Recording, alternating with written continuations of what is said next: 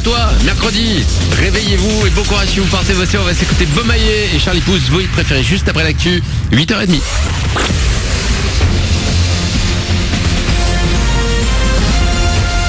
Toute l'actu sur Monaco Menton avec Frédéric Plat.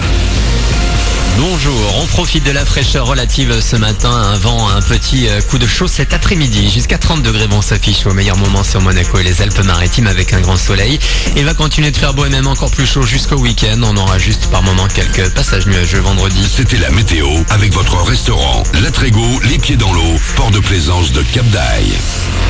Ça y est, c'est à vous de jouer. Alors qu'ils ont débuté depuis déjà quelques jours à Monaco et un peu partout en France, c'est ce mercredi que commencent les soldes dans les Alpes-Maritimes.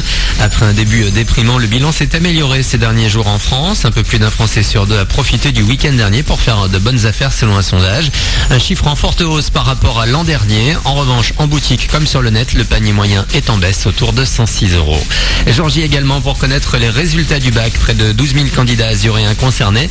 L'an dernier, au final, ils étaient plus de 88% à décrocher l'examen en France. On a une grosse pensée pour tout le monde, ceux qui seront déçus, mais aussi les ennemis au rattrapage programmé demain et après-demain.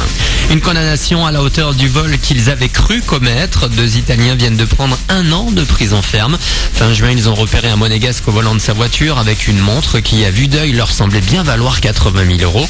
Ils l'ont suivi jusqu'au parking de la Tour Odéon où ils se rendaient, puis l'ont détroussé. Le bijou en question ne valait finalement que 60 €. La police n'a pas mis longtemps à les coincer.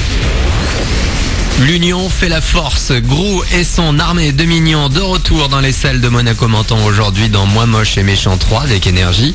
Dans ce nouveau volet, le héros va découvrir qu'il a un jumeau richissime mais plutôt beau gosse. Ils vont finir par s'associer malgré les jalousies.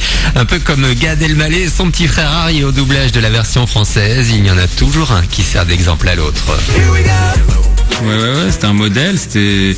Je faisais pas grand chose. Non, mais tu faisais pas grand chose, mais c'est pas toi, c'est le grand frère qui est un modèle. Non, mais c'est vrai, quand t'as un grand frère, son regard sur toi est très important, on essaie de s'identifier, c'est une figure importante. Quand on se construit, qu'on est gamin, tout le temps, c'est tout le temps une référence avec laquelle on évolue. Et voilà, et encore aujourd'hui, beaucoup d'admiration pour ce qu'il fait, pour son parcours, même si c'est un bugger. Même si c'est fini. Même s'il est chiant parfois.